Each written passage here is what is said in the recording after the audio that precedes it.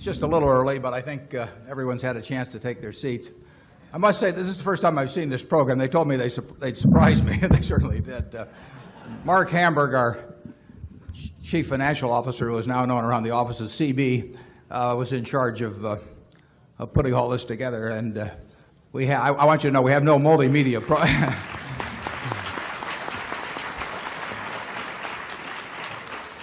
This entire meeting is handled by a regular staff. We have no public relations department or investor relations or multimedia department or anything of the sort.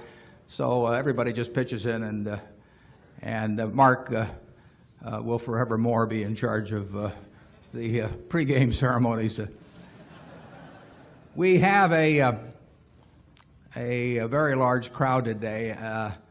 I hope everybody has found a seat either in this main room or in the three overflow rooms. I think we can handle around 5,400, and historically 62%, or just about exactly 62% every year of the people who request tickets have come to the meeting. And if that percentage holds true today, we have just filled the rooms, and we will have a problem in the future which we haven't figured out the answer to yet, but we've got another year.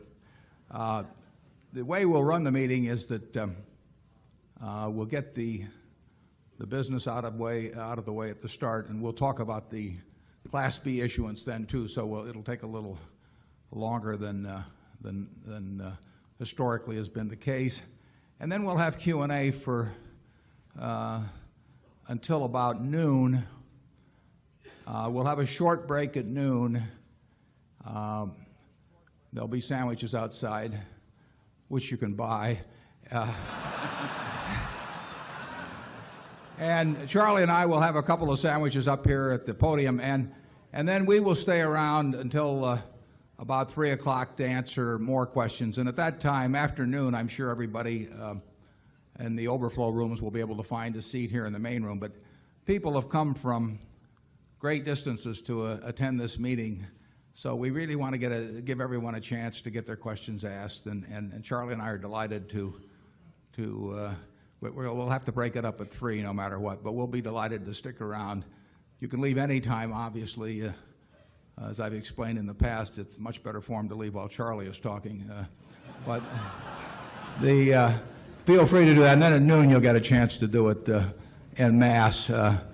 We have buses available to take you to, if you have any money left at all after yesterday, to take you to other business establishments of Berkshire locally. So that will be the plan. I hope everyone does get their questions answered. We've got a system where we break this room into 6 zones, and we have a couple of zones in other rooms, and then this afternoon everybody will be able to be here in the main room. So that is the procedure.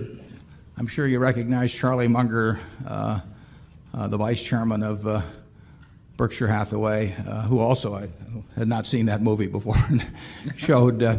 I think Mark was afraid to show it to us, but in any event, we will go on. I thought you might be interested. This is a list of people that came in for tickets, and we had, in addition to 99 from Canada, and of course the U.S., we had Australia, the Channel Islands, England, Greece, Hong Kong, Israel, Portugal, Puerto Rico, Singapore, Sweden, and Switzerland. I'm not sure all of those people are with us today, but they did send for tickets, and I've met a number that did come in from a distance.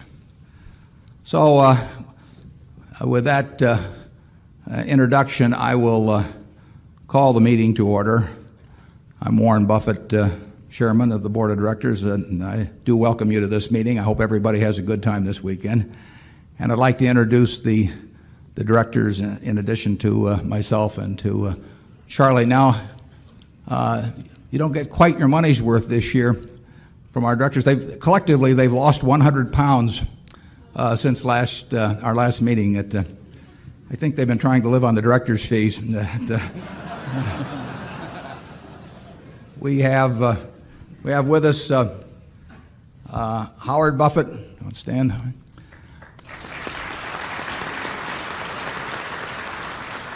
Susan T. Buffett.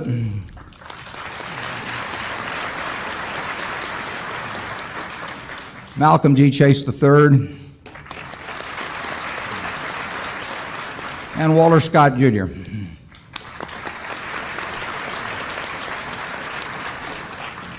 Along with us today are partners in the firm of Deloitte & Touche, our auditors, Mr. Ron Burgess and Mr. Craig Christensen. They're available to respond to appropriate questions you might have concerning their firm's audit of the accounts of Berkshire. Mr. Forrest Crutter is Secretary of Berkshire. He will make a written record of the proceedings. Mr. Robert M. Fitzsimmons has been appointed Inspector of Elections at this meeting. He will certify to the count of votes cast in the election for directors. The named proxy holders for this meeting are Walter Scott, Jr. and Mark D. Hamburg. Proxy cards have been returned through last Friday representing, it says number to come.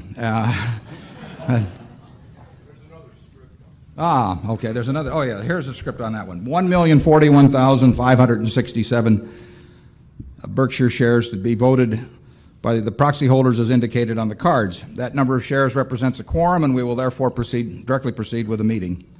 We will conduct the business of the meeting, then adjourn the formal meeting. After that, we will entertain questions that you may have. First order of business will be a reading of the minutes of the last meeting of shareholders. I recognize Mr. Walter Scott, Jr. who will place a motion before the meeting. I move that the reading of the minutes of the last meeting of shareholders be dispensed with. Do I hear a second? I second the motion. The motion has been moved and seconded. Are there any comments or questions? We will vote on this motion by voice vote. All those in favor say aye. Opposed? Motion's carried. The Secretary have a report of the number of Berkshire shares outstanding entitled to vote and represented at the meeting. Yes, I do. As indicated in the proxy statement that accompanied the notice of this meeting that was sent by first-class mail to all shareholders of record on March 8, 1996, being the record date for this meeting, there were 1,193,512 shares of Berkshire Hathaway common stock outstanding, with each share entitled to one vote on motions considered at the meeting. Of that number, 1,041,567 shares are represented at this meeting by proxies returned through last Friday. Thank you. If a shareholder is present who wishes to withdraw a proxy previously sent in and vote in person on the two items of business as provided for in the proxy statement, he or she may do so. Also, if any shareholder that is present has not turned in a proxy and desires a ballot in order to vote in person or on those two items, you may do so. If you wish to do this, please identify yourself to meeting officials in the aisles who will furnish two ballots to you, one for each item. With those persons desiring ballots, please identify themselves so that we may distribute them. First item of business of this meeting is to elect directors. I now recognize Mr. Walter Scott, Jr. to place a motion before the meeting with respect to election of directors. I move that Warren E. Buffett, Susan T. Buffett, Howard G. Buffett, Malcolm G. Chase III, Charles T. Munger, and Walter Scott, Jr. be elected as directors. Is there a second? I second the motion. Are there any other nominations? Is there any discussion? I learned a lot in China. We did so. The nominations are ready to be acted upon. If there are any shareholders voting in person, they should now mark their ballots on the election of directors and allow the ballots to be delivered to the Inspector of Elections. Would the proxy holders please also submit to the Inspectors of Elections a ballot on the election of directors, voting the proxies in accordance with the instructions they have received.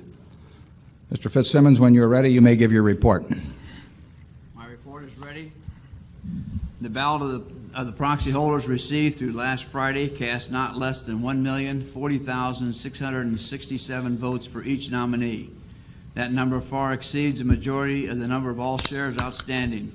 The certification required by Delaware law regarding the precise count of the votes, including the votes cast in person at this meeting, will be given to the Secretary to be placed in the minutes of this meeting.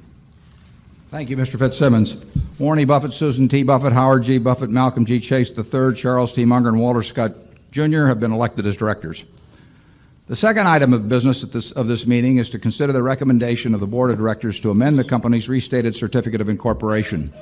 The proposed amendment would add a provision to the restated certificate of incorporation authorizing the Board of Directors to issue up to 50 million shares of a new Class B common stock, with each Class B share having economic rights equivalent to 1/30th of a share of the current common stock and with 1/200th of the vote, and to redesignate the company's current common stock as Class A common stock, and to make each share of Class A common stock convertible into 30 shares of the new Class B stock at the option of the holder.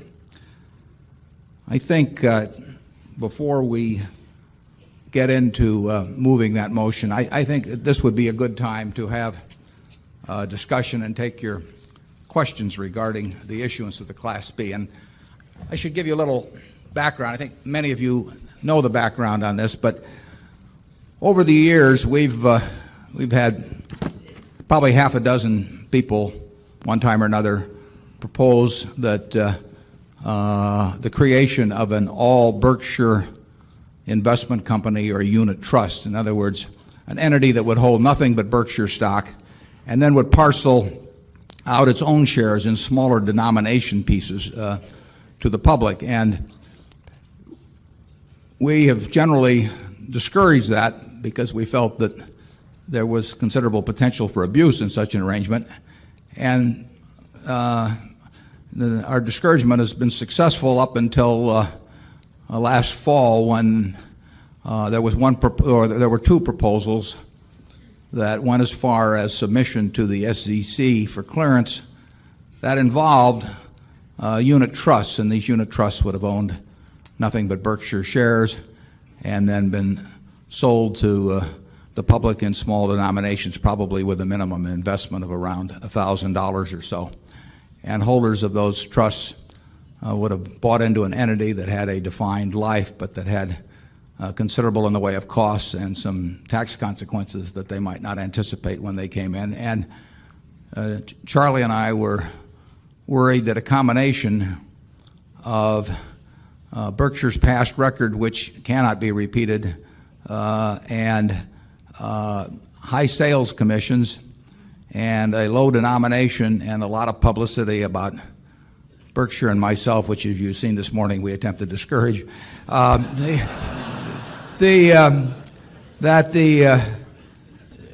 great many people would end up buying these unit trust holdings without any idea really of what they were buying, and with unrealistic expectations as to the future, and that would in turn create a considerable demand, because these unit trusts would go out and buy Berkshire shares.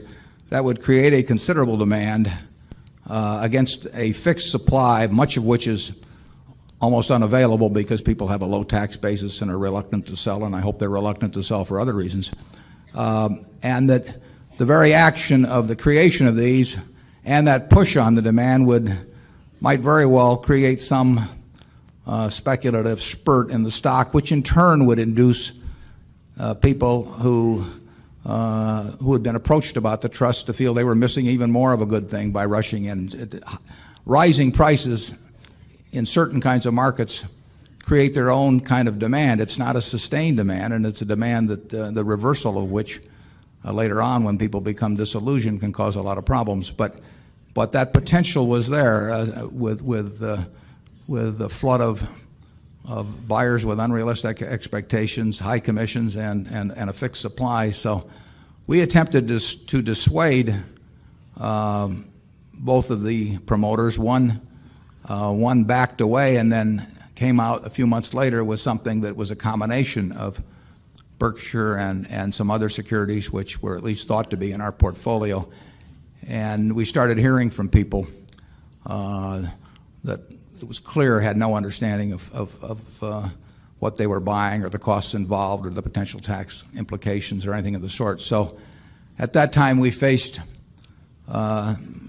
to make a decision, and we had to make it rather quickly, as to what would be the best solution to this problem that in turn wouldn't create the same sort of thing that we felt had potential harm when being done by these promoters. Obviously, we considered a split of the stock, but we were worried that a split would send out signals to all kinds of people who want to believe in things that may not be too believable about future performance, and that they would look at it as some grand chance to buy in at a lower price. Of course, it wouldn't really be a lower price in relation to value, but it would be a lower denomination. And that, again, against a fixed supply, might very well have created the same kind of problem, maybe even a greater problem, than would occur with the unit trust. So we came upon the idea of the Class B shares, which would create a supply that would match the demand for, in effect, split shares, and that would be offered in a way that did not create special inducements or to create false inducements to people thinking of buying. And one of the things we did was we stuck a commission on it, on the issuance of the Class B shares that was about as low as any I've ever seen in many years in Wall Street, because we did not want salespeople to have a great inducement to go out and sell the shares. We wanted anyone that was interested to read the prospectus and think about it and make their own decisions. And we did another thing which is quite counter to the normal commercial approach, which is that we said we would issue as many shares as people wanted to buy. And you do much better in this world if you're selling something to say only one to a customer, and you have to get in early, or you have to know somebody in order to get shares. And that's many new issues are sold that way. And it's very effective. I mean, it's like those old stories about in Russia where there'd be lines and people would get in them without knowing what they were going to buy when they got to the front of the line. And that's a very effective selling tool, and it's one that Wall Street is not unfamiliar with. But we decided that to reduce any of that feeling that you have to get in early or only the big guy's going to get it or something of the sort, that we would announce loud and clearly that we would have shares available for everyone that wanted. So there was no reason to assume that it couldn't be a hot stock in effect. And we've done various other things. So our hope is that the Class B shareholders that we attract are of the same quality as the people in this room, that they have an investment attitude that where they feel they are buying into part of a business, that they expect to stay with it for the indefinite future, maybe the rest of their lives, and they do not think of it as a little piece of paper that may be hot because it's a new issue or something of the sort. And it lets the people who are happy with the present shares stay in exactly the same position, which is what I'm going to do, what Charlie will do. We have made the B very slightly disadvantageous in two respects to the A. It has a lower vote, and it will not participate in the shareholder contributions programs. There were reasons for both of those, but in addition to the explicit reasons, there also is the desire that the B not be made fully. It's just a slight bit inferior, but it's not fully as attractive as the A, because we did not want to do anything that pushed everybody into converting into the B. If that started in a big way, the B would then enjoy the better market, and it would create its own dynamic where it made sense for everybody to do it. So we have left it so there is no reason for you, if you own the A, to convert to the B, unless you wish to sell or give away some portion of your holding that would be less than a full A share. And it will be convenient for that reason, but beyond that, there should be no incentive. If the B should trade slightly above 1/30th of the price of the A, there will be arbitrage activity that will keep that from being anything other than a negligible amount. It, of course, could trade well below 1/30th because the B is not convertible into the A. Charlie, would you like to add anything before we start taking questions on this? And No. I encourage everyone to ask.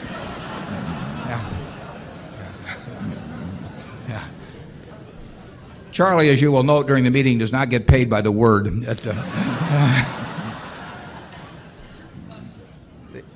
But I encourage anyone to ask any question. There are no bad questions about this. I mean, last year we talked about a preferred issue, and people had very valid questions.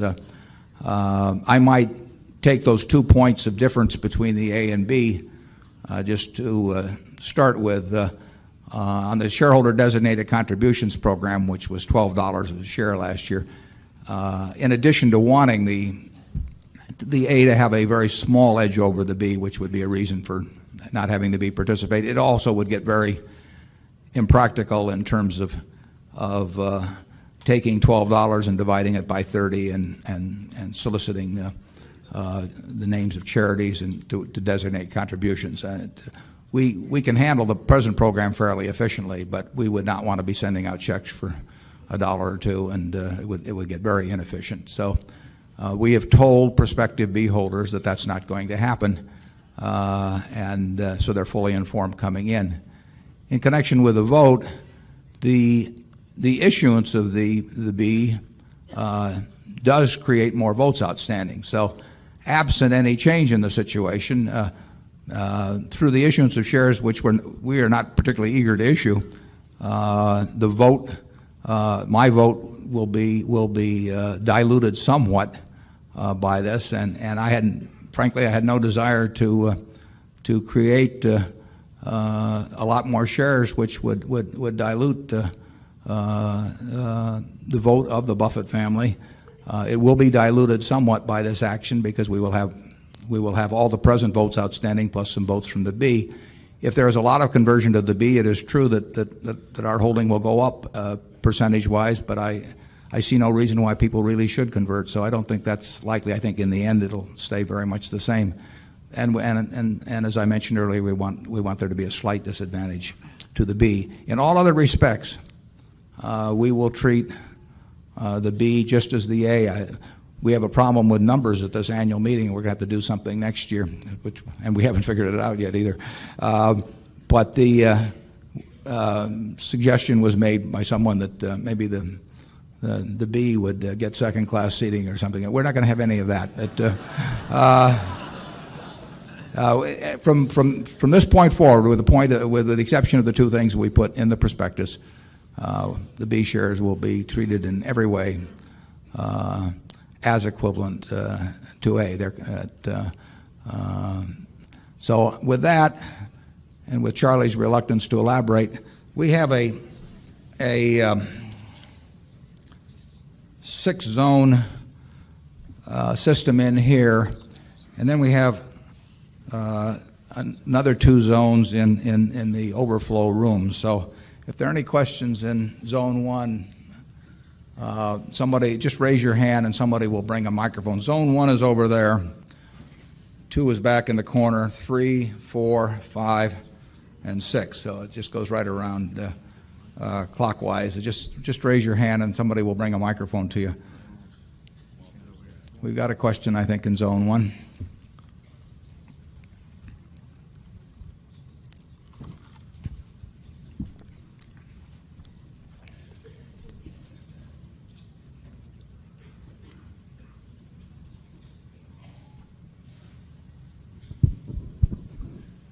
Good morning. I'm Marshall Patton from Bandera, Texas. And when the price is struck on the Class B shares, those of us who buy our shares through computer programs, do we have assurance that whoever we buy from, that will be the price that we pay for these shares? Yeah. The price, there'll be a price established probably Wednesday night or thereabouts of this week, and everybody will pay the same price, and a very high percentage of that price, incidentally, will come to Berkshire. I mean, there's a very, very low underwriting spread compared to any other offering. Now, once the initial offering is, everybody will pay the same price. Large institutions, the buyer of one share will pay the same price. Subsequently, the stock we expect will be listed on the New York Stock Exchange probably Thursday morning, and we have the world's greatest specialist here, I believe, Jimmy McGuire, who handles the trading now of the common and will handle the trading of both the A and B. Jimmy, are you here? You want to stand up? Just so. There he is, the world's greatest specialist, Jimmy McGuire. Okay, thanks. I think he leads the singing of "Wait Till the Sun Shines," Nellie, too, annually. You can see him on CNBC occasionally, and the Nightly Business Report. I want to give equal time here. But Jimmy will be trading both classes of stock starting Thursday. As I said, it will be impossible. After the first few days, it would be impossible for the B to sell much above 1/30 of the A because people would buy the A and sell the B if more than a very small, with even the smallest of arbitrage differentials. But there will be markets in 2 shares and in 2 classes. They will both trade in 10-share lots. That will be the round lot, so-called round lot. Usually the round lot on the New York Stock Exchange is 100 shares, but in the case of both Berkshire shares, the round lot will be 10 shares. Now, I read 1 or 2 press accounts that said, therefore, the minimum purchase is 10 shares. That's not true. The minimum purchase of each stock, each class of stock, is 1 share. I mean, you can buy 1 share or 2 shares, or you can sell 1 share or 2 shares, and you have an odd lot differential just as you would if you were working with less than 100 shares of a company whose stock traded in 100-share round lots. But there's no minimum size in the case of either share. And you will see, when they get the mechanics straightened out, and they may have a little trouble with it, but you will see Berkshire A and Berkshire B and quoted in the papers, and I think that it'll be quite clear after Thursday what is going on that. I don't know about the computer purchases, but I don't that certainly in terms of the initial offering, that will be through one of, I think, 137 people or brokers in the selling group, and it's the same no matter who you deal with. Zone 2.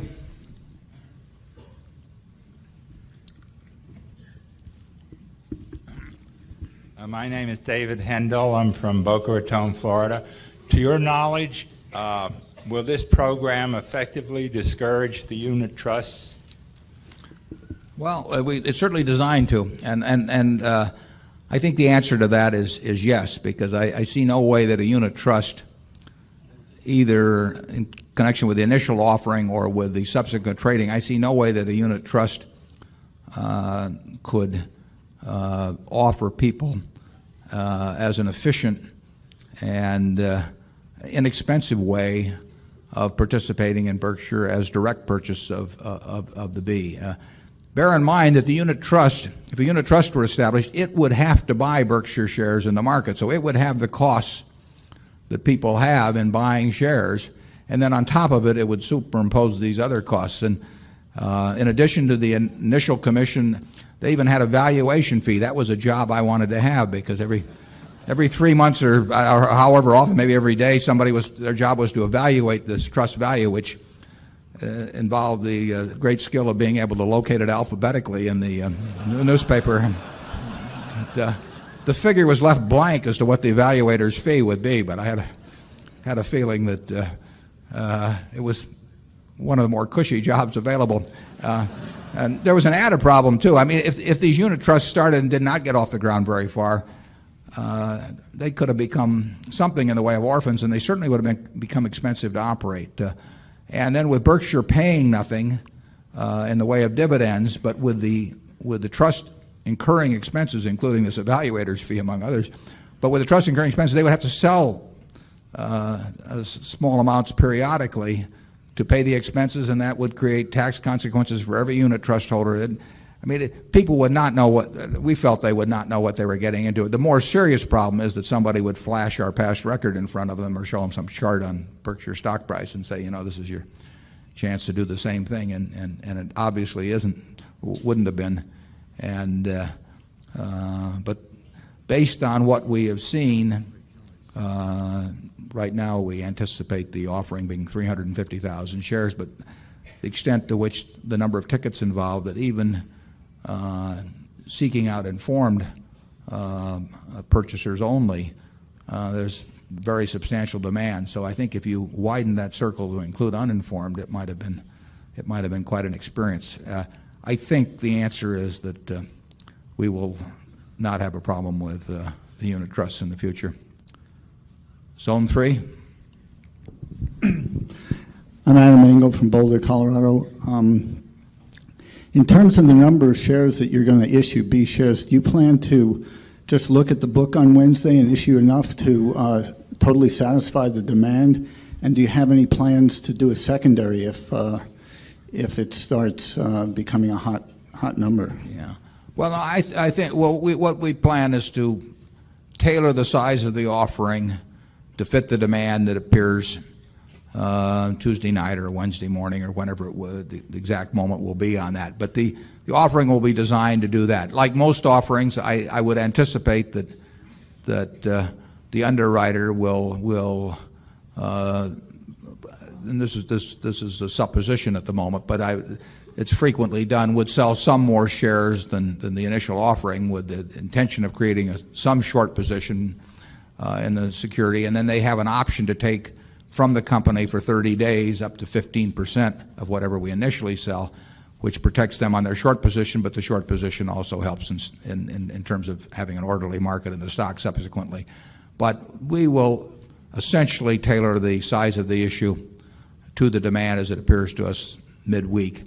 We have no plans for any secondary offering. I think this has been sufficiently publicized. There's a large network of selling group members, so that people that are interested but wanted to buy in a smaller denomination will have had their chance. I think there will be present indications there'd be 350,000 shares out.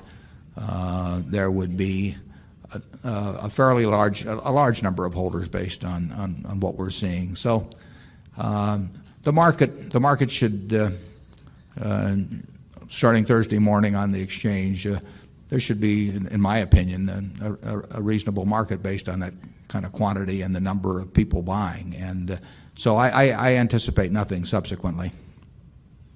Zone 4.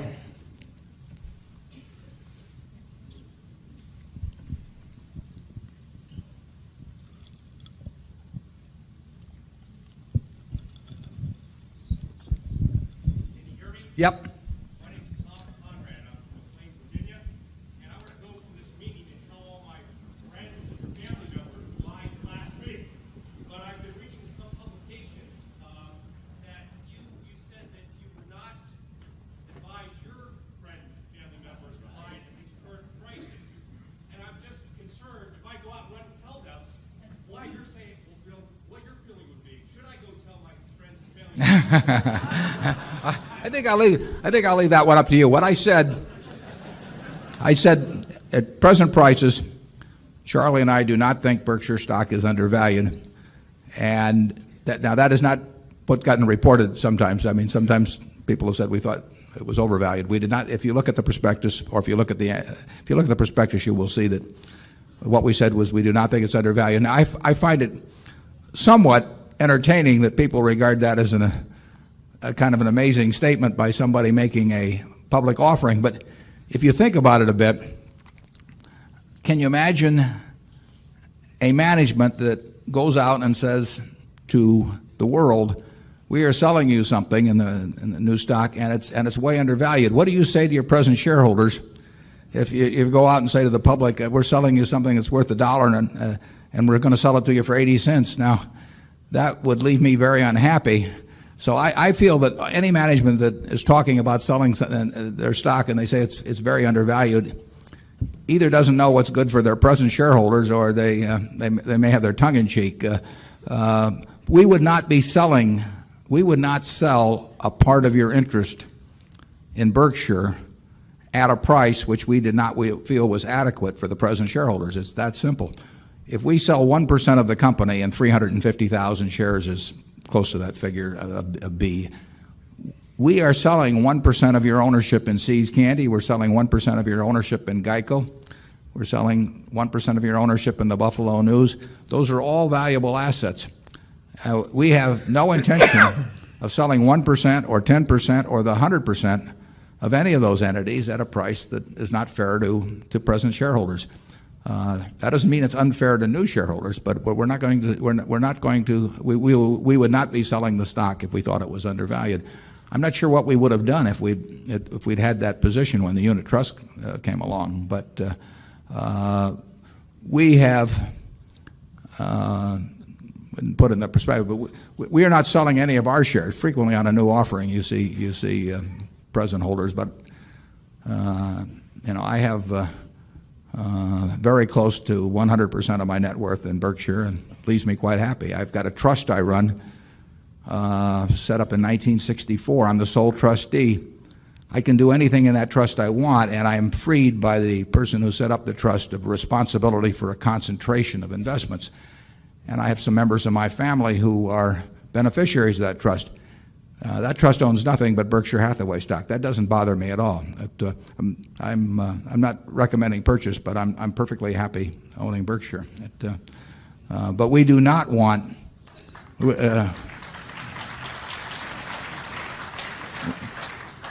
We do not want people to think that when they buy into Berkshire that they're buying something that's undervalued, because it's not. And we say in that fourth caveat on the prospectus that we want people to buy it only if they expect to be holders for a very long time. Charlie and I expect to be holders for a very long time. And in fact, you may see us up here sometime where we don't know who the guy on next to us is, but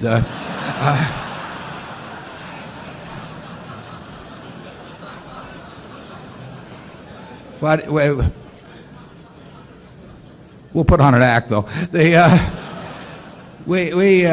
That is our attitude toward Berkshire. We do not want people to come in who think it's going to be a hot stock or selling for more a year from now, because we don't have the faintest idea whether it's going to be selling for more or less a year from now. Never have had. We do think that to the extent that Berkshire attracts a special class of shareholder that really looks at themselves as owning a part interest in a business, like they'd own a part of a farm or part of an apartment house, and they expect to hold it really for the rest of their lives, we think that it's a perfectly sensible thing to do because we're doing it ourselves. But we don't want to go beyond that. Now, I'm not sure whether we got Zone 4. Can we go back there? My name is Gordon Shepard from Montreal. I wondered whether you had any plans for what to do with the money. Well, the answer to that is in the prospectus, but we have no immediate plans for the money. But we've faced that situation a number of times. I mean, the money, the inflow of money and outflow of money should not be, in our view, attempted to be matched too carefully in this world, because you get investment and business opportunities at times that differ from the times that funds come in. And one of the most important disciplines in running a business or managing investments is to not get your not to try to coordinate your actions simply with the availability of cash. Over time, we found a way to use money. It's much tougher for us to run $17 billion than it was when we had $20 million in the business. There's no question about that, and we pointed that out many times. And it'll get tougher still if we get larger, which I hope we do. But the fact that if $400 million comes in on this offering or whatever, that's really no different than $400 million coming in some other manner. And when our float grows, we take in more money. When our earnings are retained, we take in more money. When we have, I forget what the check would have been on the Cap Cities transaction, but it was certainly well over $1 billion that came in on a single day. So money's fungible, and we have to keep looking for bigger and bigger things as we go along, and that's what we do focus on. But it doesn't bother me to take it in. It wouldn't bother me if we weren't taking it in. It wouldn't bother me if we took in 3 times as much. It doesn't make a lot of difference. And we will have the constant challenge for Charlie and me is to allocate capital as we go along. And it's a nice challenge. Zone 5. Hi there. Lee DeBroff, longtime shareholder, I think going back a number of years now to when it was a little more intimate affair. Not quite sure whether I should look at you in the TV here or in real life on the stage, but anyway, I'm on the very right of you. And I see all the guards around you, and I see all the security and that sort of thing, and then I see this offering of the Class B, and I sort of wonder whether, from your perspective, you feel you might be in the same boat that the Pope and the President are. And I mean this absolutely sincerely, because I don't think that you have perhaps as good a handle as some of us do on the renown that you carry outside of Omaha, Nebraska. People who have no idea what investments are about are fully aware of who you are. And when they see this offering, I think you may find that there are substantially more people who are interested in just having a piece of you for the sake of saying they have a piece of you than having absolutely any idea what they're doing. And I noticed that I try to read the fine print here, on page 14, first paragraph, second line, you indicate some 50 million shares of Class B common stock may be offered. And so I'd like you to comment on this situation that you find yourself in, where you may be perhaps out of touch with the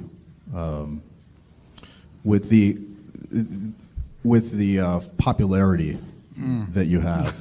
Well, my first reaction is maybe I should tell my barber we could save the clippings and sell them. I don't think it's quite as extreme as you say, but in relation to the 50 million first, we have to authorize enough shares, because we are going to allow every share of Class A, or present common stock, but the Class A to convert to B. So we have to have the shares authorized to take care of 30 times the present almost 2 million shares. So 36 million shares in effect are reserved for the present common stock. And as long as we were authorizing it, we need that much, or we wouldn't have the shares actually available if everybody came around to convert. That's not going to happen, but we still have to be prepared for it. We have no plans to issue a lot of shares. But the point you mentioned, which I think you stressed a little more than I would have, but that is what we were worried about in terms of the unit trusts. There are people that think that it can all happen again from this kind of a base, which is mathematically a joke. And Charlie and I would settle for one whole lot less, right today. And we have done everything we can. I mean, if we hadn't done this, the unit trust would have moved forward, and I think they would have cashed in on that phenomenon you suggested. And in a few years, it would not. I would have been in a somewhat different position, because people can get very disillusioned if they have hopes that aren't realized. And we have done everything possible, I think, to filter out those who might have an unrealistic belief. And everyone should read a prospectus before they buy shares. And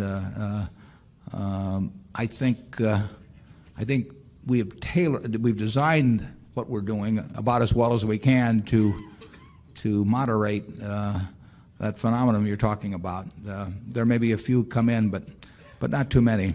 Charlie, do you have any thoughts on that? Well, if we only issue the amount we're now talking about, it's sort of a non-event around Berkshire. Be 1% or it's something 1%, like that of the. It solves the problem of these disreputable followers, and 1%. What does it matter? You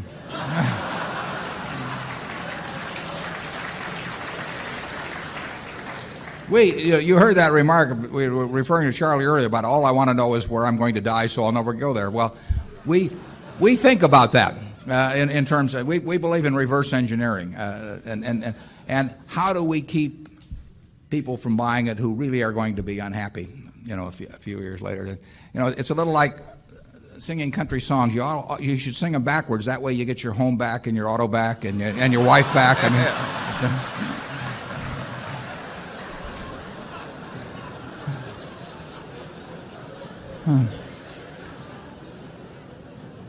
Zone 6, so we got... There was a hand over here, wasn't there? Right here. Good morning. I'm Rena Lowy from Chicago. Proud to be here. Where are we? Over here. Okay. I have a question that's been asked me, and I really don't know. Several people wanted to know if they could buy directly from the company. The answer to that is no, but Solomon Brothers is the underwriter of the issue. They have 137 or something broker dealers, virtually all the major ones in the country in the selling group.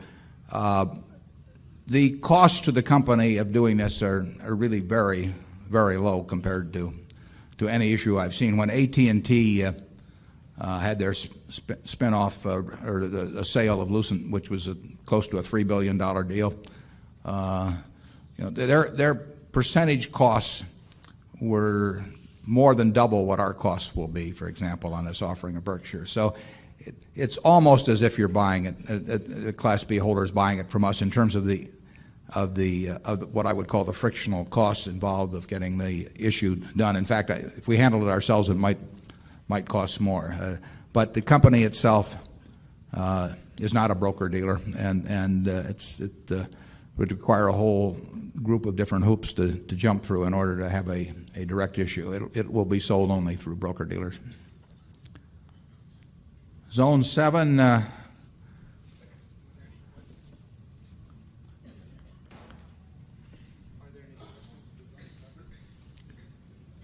This will come in from another room. Here we are. There aren't any questions at Zone 7.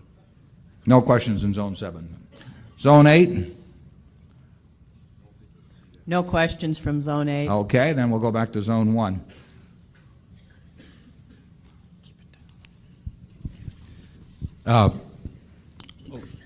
Mike Rocker from Flint, Michigan, God's country. I noticed in the press when this issue of the unit trust was going on that there apparently also were some people trying to form mutual funds to carry Berkshire stock, which I kind of thought was a good idea because there's one potential class of Berkshire owners that could only own Berkshire stock via either an open-end mutual fund or a closed-end mutual fund. And that is those thousands of teachers and hospital employees whose future retirement money is in 403B plans that are limited to investing in mutual funds only. And so I wonder if, first of all, if you were aware of that, and if so, if you considered that, and if not, if you might. Yeah, well, the answer is I wasn't aware of that, so it wasn't considered. There are, of course, some mutual funds that own Berkshire shares, but there's no all Berkshire fund outstanding. I would say this, that if the law was set up to, in some way, to restrict investments of this group you're talking about to options that involve mutual funds but that don't involve individual stocks, I would think it might even be regarded as a way around it if a fund owned nothing but one stock. Because if you can't buy General Motors directly under, I assume, the relevant rules or statutes on that, it would seem that a fund that owned nothing but General Motors might be regarded as a way of getting around that. But the answer is that it was not considered. I don't know where the rules are derived, whether they can be changed by some organization or they're part of some statute. But if they're part of some organization, by a vote of their directors, they might be able to allow purchase of individual stocks within those plans that you describe. But if not, it does seem to me that an all one stock fund might be regarded as simply a way around the rules. Zone 2. Alan Rank, Pittsburgh, Pennsylvania. Have you determined what the symbol will be for the Class B? The symbol? No, we haven't. May I make a suggestion? As a broker, the stocks that have come out and given themselves Class A and Class B cause massive confusion. If there be any way to make the symbol something like BRB and just keep it a simple three-letter symbol, it aids people both in following it on the tape on CNBC. As brokers, four-letter symbols on the New York restrict a lot of things we can do as far as punching them in. If there's any way you could keep the symbol for the B a simple 1, 2, or 3 letter symbol, it would be greatly appreciated. Well, thanks for the suggestion on that. The exchange has generally been exceptionally cooperative in trying to work with us. I mean, a 10-share trading unit is no piece of cake for them, and I'm sure at times that they have wished we were a little more like some of the other companies that list on the exchange. But they've been very, very cooperative and helpful, and we are. They listen to things we suggest. We listen to things they suggest. So we will try to do whatever facilitates things at the exchange and the reporting of prices. And it's nothing we will try to impose on them. Believe me, I have no favorite name that I'm looking for. So we'll see what ideas they have, and we'll include that suggestion. Zone 3. Paula Finster from Tulsa, Oklahoma. Very glad to be here. I'm one of those few second generation, finally finagled a ticket out of my dad. 3 years Her ago. dad has a soda fountain, incident. If you're ever in Tulsa, be sure to see him. He certainly does, and you're certainly invited to come back. I was here 3 years ago for the movie theater, and considering the growth, I know you won't leave your beloved Omaha, but maybe you could build a stadium that's covered. Considering the growth, with adequate parking. Here's my question. You said there's going to be unlimited offering, as much as they want. This question is not designed to get a rise out of Mr. Munger. However, it's not easy to do. Understood, considering the bridge game of yesterday. Anyway, my question is, you're authorizing up to 1%. What happens if it goes bananas, as Zone 5 suggested, and it goes greater? You said this 1% is yours. Is the next 1% yours? Is the next 1% ours? I know we're limited partners and you're a controlling partner, but how far does this ball game go? Well, in terms of the size of the offering, whatever the size of the offering, it affects everybody economically the same. I mean, our shares are no different than the ones of the people in this room. So we do not care from an economic standpoint whether the issue turns out to be approximately 1% or whether it was 1.5 or 0.75%. It simply, as long as we're not selling the stock below its true value, we are not going to be hurt by it. So it's inconsequential to us. We're not going to be helped in any significant way by a large sale. It would appear to me, and we're just a few days away from the offering, and it's been out there a while. So I would doubt if there's huge changes, but I don't know the answer to that. I mean, that could depend on what happens in the general stock market, but I don't think you'll see any huge change in the offering. If there were a big change, we obviously would very promptly let the SEC know. The SEC has wanted us, as we have seen changes in demand as we've gone along, promptly change the size of the offering and the covering page gets modified. And we've done that. As every day as indications come along, we've tried to be responsive to their instructions on that.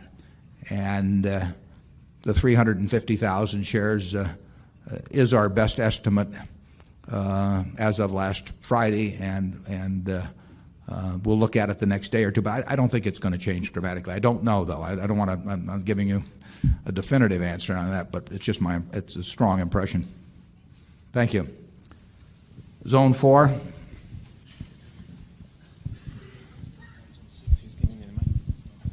Mike Assail from New York City with a question for Charlie about his investment models.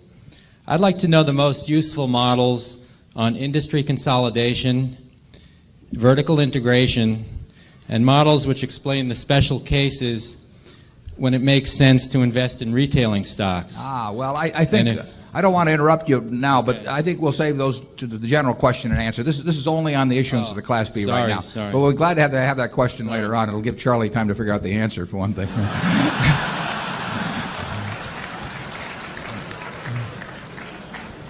We'll go through all of the questions regarding the Class B, and then we'll have a vote on the class authorization of the Class B, and then we'll get into general questions and answers. Sir, somebody over there. We'll take another one from Zone 4 if there's somebody. Monitor. Mark Venditti from Connecticut. I'll apologize ahead. This isn't meant to be an impotent question or in any way, shape, or form.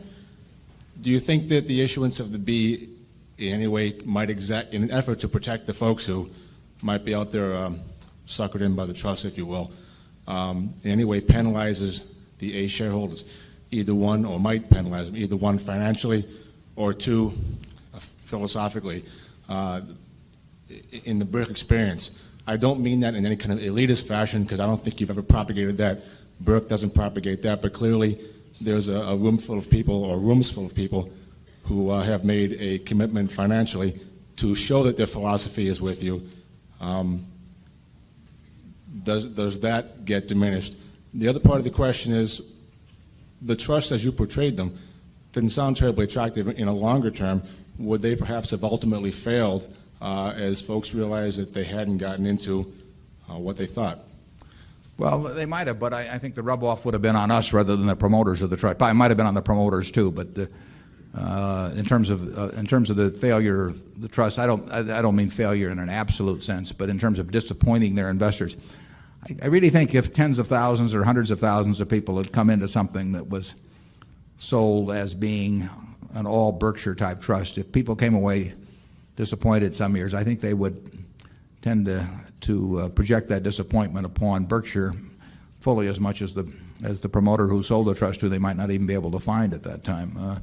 The first question, I don't think we wouldn't be doing this if we thought it would hurt present shareholders. We would, much as we might detest something else that was going on, and we designed it so we felt that it wouldn't hurt present shareholders. In terms of them having a philosophy, the new shareholders having a philosophy similar to the present ones, we've tried to filter those out coming in, but I intend after the offering to send out a booklet, kind of like freshmen at college, orientation, greetings to Siwash U, and we'll send it to everybody, new shareholders and the old shareholders, explaining our philosophy and just as an orientation course on the company, and we'll get that out probably in a month or so after the offering settles down.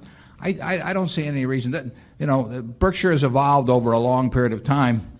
We had 12 shareholders at the annual meeting 15 years ago, and we seem to be able to retain the same class and group of shareholders in terms of people who really understand the business. It's a different group than you find at other companies, and I think we can, as long as we've had this filter in effect operating as new people join us, I think we can keep it. Charlie?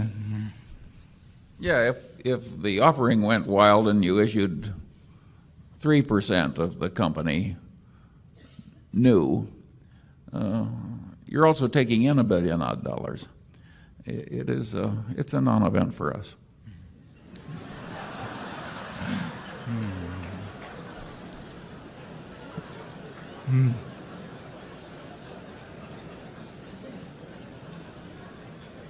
He's very excitable. Don't say anything to him.